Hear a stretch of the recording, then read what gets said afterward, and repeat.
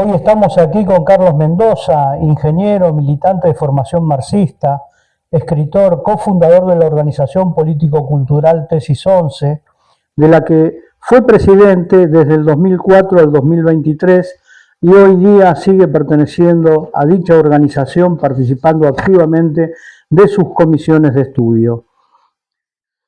Entendemos, Carlos, que Mendoza es un alias como militante y escritor. Sería interesante saber por qué motivo firmabas como Carlos Mendoza, siendo que tu nombre es Carlos Alonso. Sí, bueno, eso viene de la época en que yo era miembro del Partido Comunista y en los sucesos de 1974-75 en adelante y sobre todo después del golpe militar de 1976, el partido nos ponía alias a los militantes, sobre todo a los que estábamos con algún grado de exposición pública, como una medida de protección mínima. Y sucedió que durante esa época yo publiqué libros, artículos, firmados con el nombre de Carlos Mendoza. Cuando recuperamos la democracia liberal en 1983, se me planteó la disyuntiva de o seguir usando Carlos Mendoza o usar mi verdadero nombre, que es Carlos Alonso. Y bueno, pero como lo que había publicado llevaba el nombre de Carlos Mendoza, y como si alguien me conocía en el ambiente de la militancia política, me conocía como Carlos Mendoza, decidí seguir usando hasta el día de hoy el alias Carlos Mendoza y sigo firmando lo que escribo, lo sigo firmando y lo voy a seguir firmando como Carlos Mendoza, pero no tengo problema en decirle a cualquiera que mi verdadero nombre es Carlos Alonso. Carlos, ¿cuál fue su actividad más relevante hasta el día de hoy en toda su historia militante? Bueno, yo empecé con inquietudes sociales, es decir, participar en lo social, en lo que nos concierne a todos, que en el fondo eso es la política, no la politiquería, sino la política. Por allá, cuando era adolescente, en San Rafael, provincia de Mendoza, que es donde yo nací, yo hice el secundario en la escuela industrial, lo que hoy se llaman Escuelas Nacionales de Educación Técnica, que son 6 años, y uno salía de ahí con el título de técnico electromecánico. Y fui fundador del Centro de Estudiantes de la Escuela Industrial. Y de ahí organizamos viajes de estudio para los estudiantes de la escuela. Fuimos al Centro Industrial de Córdoba, al Centro Industrial de Santa Fe. Y en esos años apareció una iniciativa en San Rafael de celebrar el Día del Estudiante con una semana de sucesos que había que organizar, culturales, deportivos, sociales. Se formó una comisión interdisciplinaria de todas las escuelas secundarias, me eligieron presidente y llevamos a cabo eso con bastante éxito allá en San Rafael, y ahí descubrí que tenía vocación por lo social. Después en la Universidad Nacional de Córdoba, donde estudié ingeniería electromecánica, en la Facultad de Ciencias Exactas, Físicas y Naturales, que así se llama, y ahí me afilié a la Agrupación Reformista de Ingeniería y fui electo presidente del Centro de Estudiantes de Ingeniería, y posteriormente fui electo miembro del Consejo Superior Universitario en representación del claustro estudiantil en el contexto del gobierno tripartito que empezó por allá con la reforma universitaria 1918 en la época de Irigoyen. Y en eso estaba, cumpliendo esa función, cuando vino el golpe de Estado de Onganía, en 1966. Entonces, ahí la dirigencia estudiantil de las distintas facultades armamos una comisión coordinadora estudiantil y decretamos una huelga general activa con toma de las facultades para oponernos a la intervención universitaria de Onganía. Y eso duró bastante tiempo, con manifestaciones. Ahí fue donde murió nuestro compañero Santiago Pampillón, que era de la Facultad de Ingeniería precisamente. Tomamos el barrio Clínica, con graves enfrentamientos con la policía. Bueno, al final, como en el resto del país no logramos que se generara una huelga general, terminamos levantando la huelga, pero milité ahí.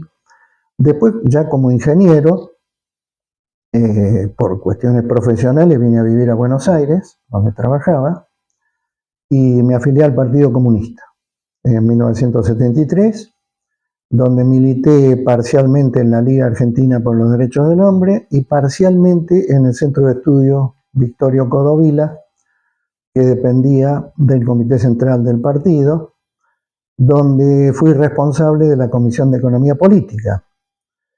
Después el partido creó la FISIP, Fundación de Investigaciones Sociales y Políticas, y ahí fui miembro de la mesa directiva de la Comisión de Economía. Y posteriormente, fines de los 80, comienzos de los 90, se produjo una gran crisis dentro del Partido Comunista, la mayoría de los militantes nos fuimos, y con un grupo de intelectuales decidimos crear la organización político-cultural Tesis 11 en el año 1991, de la cual entonces soy cofundador y, como dijiste vos, presidente desde el 2004 al 2023, y desde entonces que vengo militando ahí. Así que en síntesis eso ha sido lo que he hecho. ¿Y Tesis 11, por qué motivo se fundó? Bueno, como digo, nos habíamos ido del partido y con un grupo de intelectuales decidimos crear esta organización político-cultural, Tesis 11, que la idea fue de 3 compañeros, Pepe Lanao, Marcos Prigozhin y Benito Jablonka. Ellos fueron los verdaderos alma mater de Tesis 11 al comienzo, y ellos nos convocaron a muchos otros, entre ellos a mí, y la idea era producir, en base a debates y a participación de los compañeros, contenidos ideológicos desde una izquierda plural, abierta, amplia, para participar del debate ideológico, y siempre con el objetivo, desde el primer momento, de aportar algo para que las organizaciones del campo popular se vincularan, se unificaran, tuvieran una coordinación, una capacidad de movilización conjunta, un programa propio, con objetivos de superar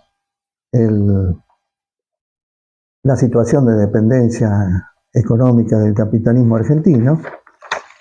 Y los que fuimos invitados, invitamos a otros. Yo invité a varios, a Amado Heller, a Francisco Berdichevsky, a Jorge Bernstein, a Valentín Goldsman, a Mario Bergole, a Ignacio Brenner, años después a Isaac Grover, años después a Alberto Viñaski y a su compañera Mari, y otros invitaron a otros. De manera que esta fue la razón por la cual creamos Tesis 11. Si querés te digo cuáles han sido las actividades, no sé.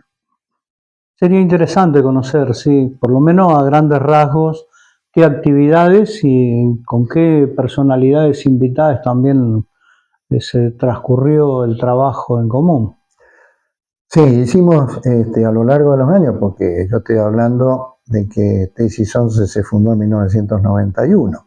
Que dicho sea paso, el nombre Tesis 11 viene de las tesis que Carlos Marx escribió en un trabajo crítico que hizo sobre el filósofo materialista alemán Ludwig Feuerbach, y que la tesis número 11 dice: de lo que se trata no es solo de interpretar al mundo, sino de cambiarlo.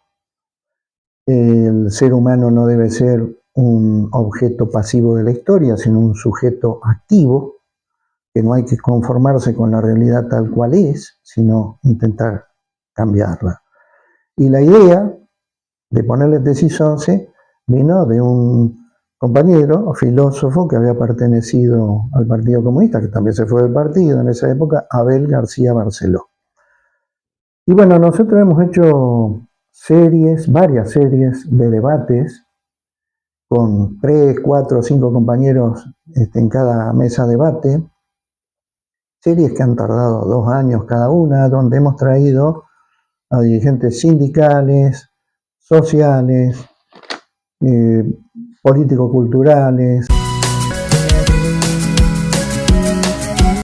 Carlos, estabas desarrollando las actividades que realizaba Tesis 11 a lo largo de su extensa trayectoria. Dirigentes políticos, sindicales, dirigentes sociales han participado de talleres, simposios, charlas en Tesis 11. Contanos un poco quiénes participaban, así a grandes rasgos. Bueno, muchos dirigentes sindicales, sociales, políticos, de derechos humanos, políticos culturales, por ejemplo, el Tano de Genaro, Paulón de la CTA, el Cachorro Godoy, Carlos Smith, el Rulo de la Torre. Hemos traído gente como Zaffaroni, que ha colaborado con nosotros, Lito Borello, por ejemplo, de la UTEP, y muchos otros, ¿no? Es para dar una idea de quiénes. Vos no solo has publicado trabajos, tesis y ponencias, sino que has participado justamente con todo tu trabajo en foros internacionales, particularmente en China. Si podrías contar, relatar cómo viste a la China de aquel momento, en qué año viajaste y cómo podés evaluar el desarrollo de la China en los días de hoy. Sí, fui invitado por la Academia Nacional de Ciencias Sociales a participar en 2 foros internacionales, uno sobre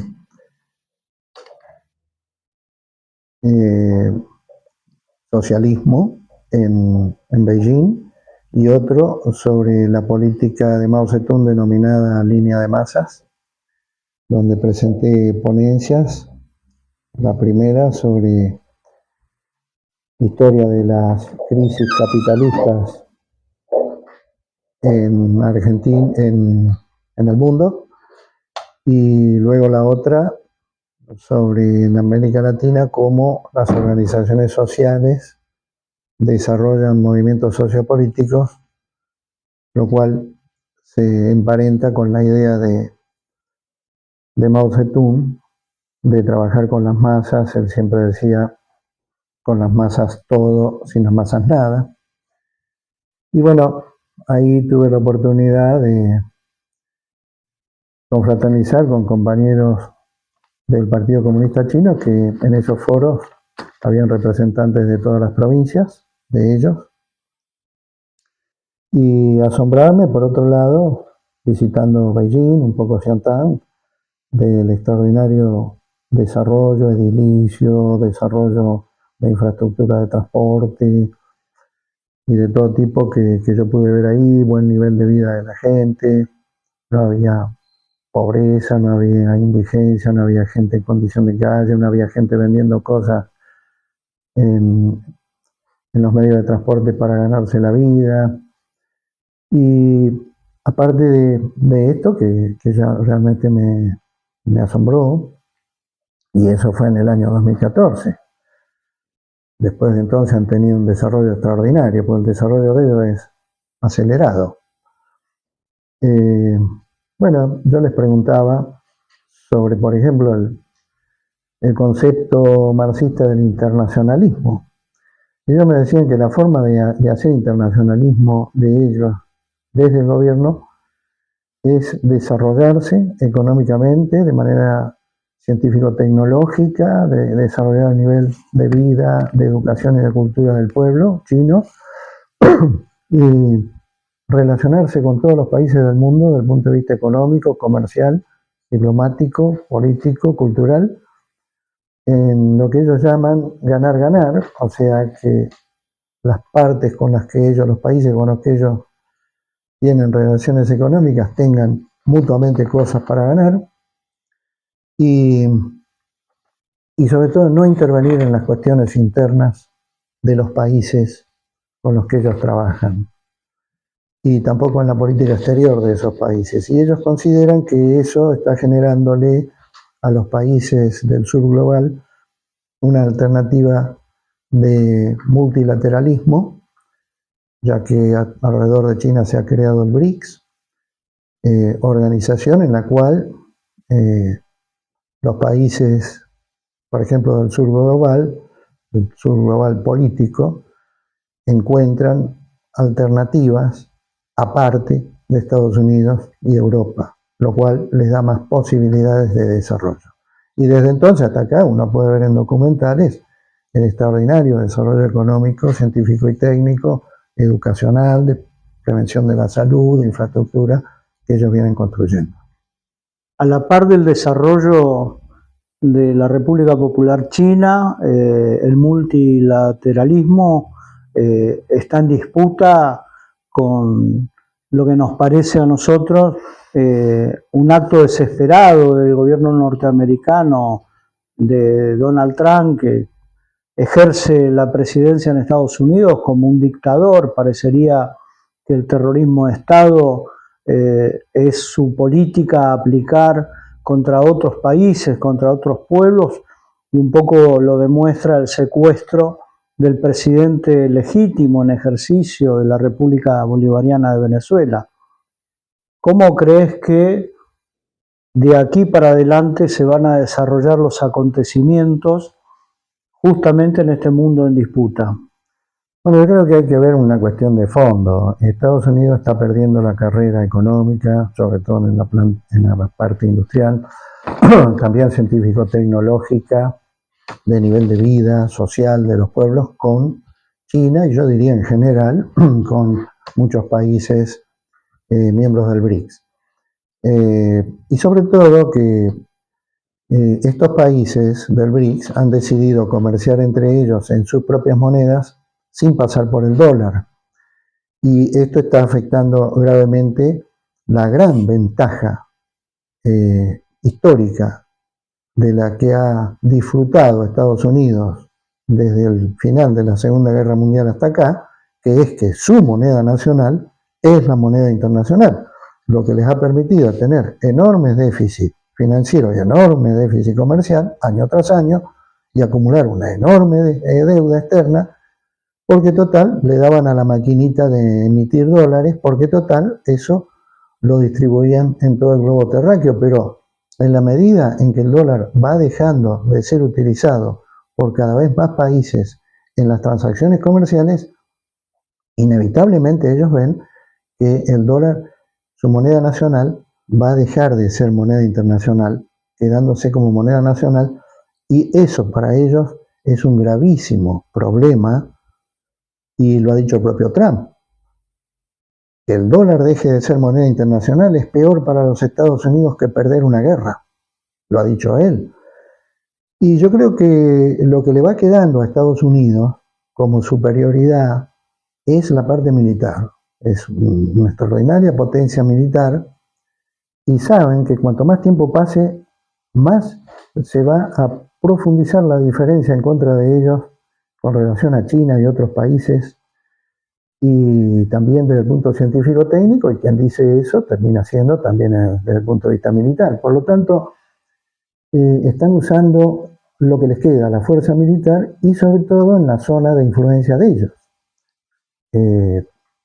Trump es alguien que ha decidido dejar de ser hipócrita y ser cínico y decir, bueno, nosotros invadimos, vamos a atacar países, vamos a secuestrar presidentes, nos vamos a quedar con el petróleo del país que se nos ocurra, nos vamos a quedar con Groenlandia, por la sencilla razón de que podemos hacerlo, porque tenemos la superioridad militar en nuestra zona para hacerlo. Y porque sabemos que, bueno, ¿qué va a hacer China y qué va a hacer Rusia? ¿Declararnos la guerra mundial? No lo van a hacer. Tampoco se lo vamos a declarar nosotros a ellos, porque eso significaría prácticamente terminar con la especie humana hoy por hoy. De manera que objetivamente uno puede ver la caída del más terrible de los imperios que ha tenido el mundo hasta acá, el más criminal, el que más gente ha matado, pero armado hasta los dientes con ojivas nucleares y con una capacidad militar y de inteligencia extraordinaria, y es eso en manos de un pragmático cínico como Trump es un grave peligro para todos.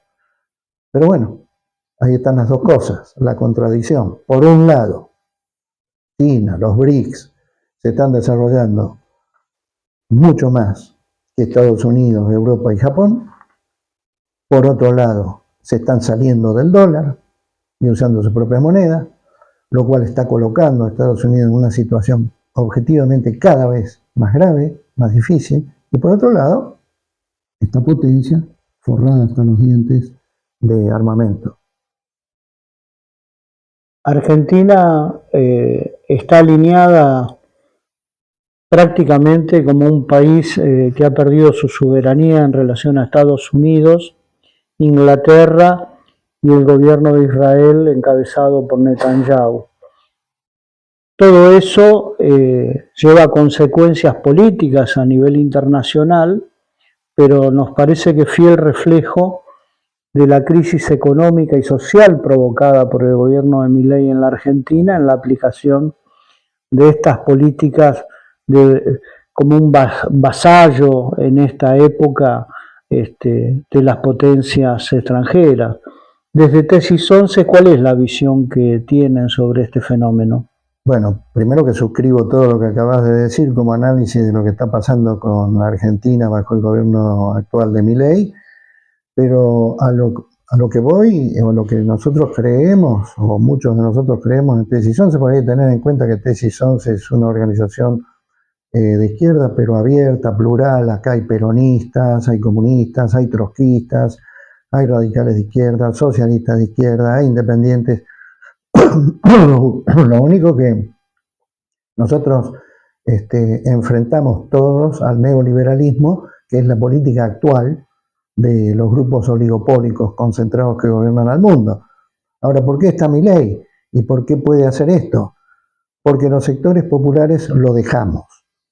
¿Y cómo hacemos para no dejarlo? En mi opinión, la única forma es que las organizaciones que representan a la clase trabajadora en todos sus aspectos, activos y pasivos, ocupados y desocupados, formales e informales, que esas organizaciones sindicales y sociales, más partidos políticos, organizaciones ecologistas, de defensa de los derechos de las mujeres, etcétera, se unan y sean capaces de coordinarse, de unificarse, de desarrollar objetivos y un programa común y crear una alternativa real que pueda derrotar a la derecha en Argentina y hacer los cambios de fondo que hay que hacer. De lo contrario, nos van a seguir pasando los Macri y los Milei. Por último, Carlos, y muy agradecido por la entrevista, nos gustaría que nos reiteres tus publicaciones, cuál era el sentido fundamental que vos le atribuías a esa necesidad de escribir, de pensar, de colaborar incluso con otros pensadores a nivel internacional. Bueno, yo he publicado en un total de 8 libros, he publicado ponencias en congresos, he publicado múltiples artículos, sobre todo sobre temas políticos, de economía política, de problemas sociales, y con la intención de hacer un aporte al debate ideológico desde el ángulo marxista, según mis conocimientos e interpretación, y como aporte para lo fundamental, que es la lucha ideológica, es tratar de desarrollar conciencia. Sino lo más difícil en la lucha de clases es la lucha por desarrollar la conciencia de los sectores populares. Es la parte más ardua, más difícil. Bueno, el aporte que he intentado hacer es ese, un grano de arena en la playa.